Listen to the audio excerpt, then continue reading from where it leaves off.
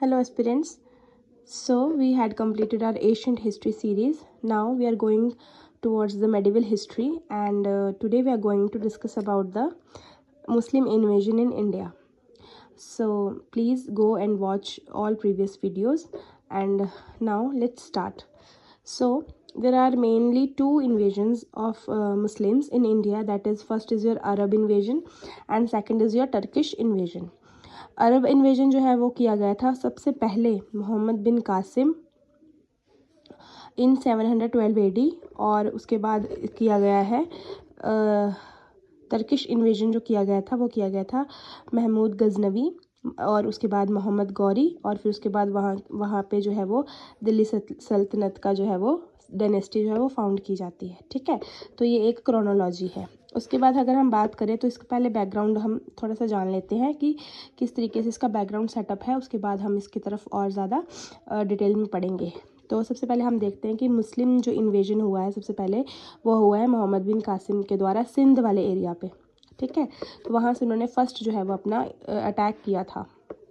ये जो है वो कमांडर माने गए हैं उमैयाद खलीफा के। तो मतलब इसका ना खिलाफत के मैं बता देती हूँ इसका क्या बैकग्राउंड है।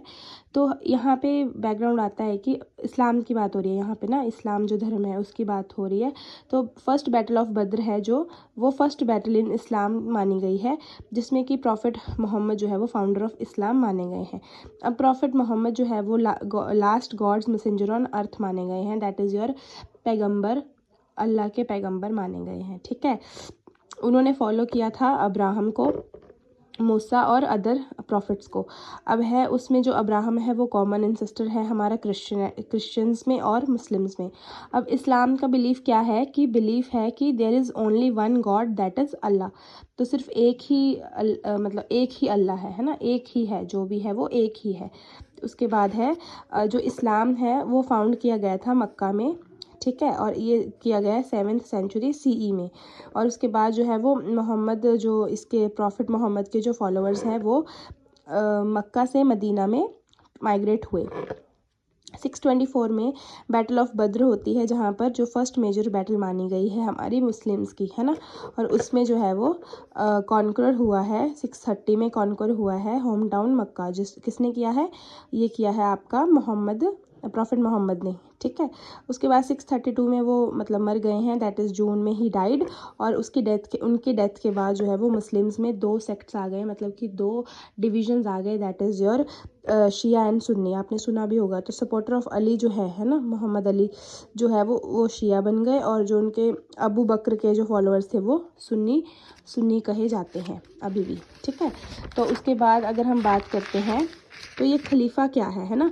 जो खलीफा है ये डिराइव किया गया है वर्ड से, खलीफा जो है वो खलीफा से डिराइव किया गया है, जो कि एक अरबिक वर्ड है। उसके बाद खलीफा जो है वो मोनार्क्स होते हैं जो प्रॉफिट मोहम्मद को फॉलो करते हैं या करते थे। मुस्लिम्स में जो होली टेक्स्ट की बात करें, अगर इनके टेक्स्ट की बात करें तो that is your Quran and the सुन्ना, है ना। ये जो दो इनकी होली बुक्स मानी गई हैं। तो यहाँ पर कुरान में जो है वो अल्लाह की टीचिंग्स हैं, और यहाँ पे जो है वो प्रैक्टिकल एग्जांपल्स हैं हमारे इनके मुस्लिम्स के प्रॉफिट मोहम्मद के। उसके बाद है हम अरब इन्वेजन की बात करें अगर, तो अरब इन्वेजन जो हुआ है वो 712 AD में हुआ है, और ये फर्स्ट सक्सेसफुल इन्वेजन था इंडिया में, जो कि मोहम्मद बिन कासिम ने जो है वो लीड किया था। उसका लीडर जो था वो मोहम्मद बिन कासिम था। उन्होंने सिंध में इन्वेड किया, सिंध वाला एरिया जो अभी पाकिस्तान में है उसको किया। और ये जनरल था उमैयाद खलीफा का।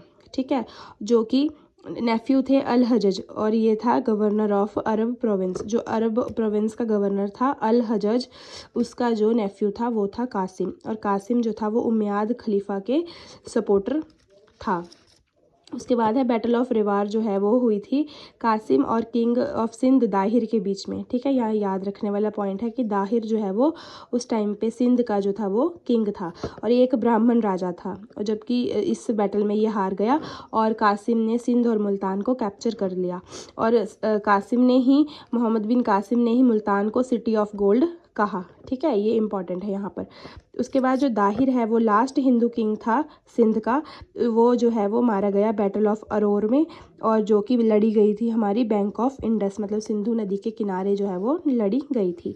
देन अगर हम बात करें चचानामा की, तो चचानामा में इंफॉर्मेशन मिलती है मुस्लिम इन्वेजन की, और इसका ऑब्जेक्टिव क्या था अरब इन्वेजन का? इसका ऑब्जेक्टिव था कि लॉन्ड्रिंग ऑफ मनी, मतलब लूटपाट, और प्रोपोगेशन ऑफ इस्लाम, इस्लाम को फैलाना, और यहाँ से जो है वो धन दौलत लेकर अरब वापस जाना और वहाँ पे जो है वो अपना डेवलपमेंट करनी। ठीक है, तो ये इनका ऑब्जेक्टिव था अरब इन्वेजन का।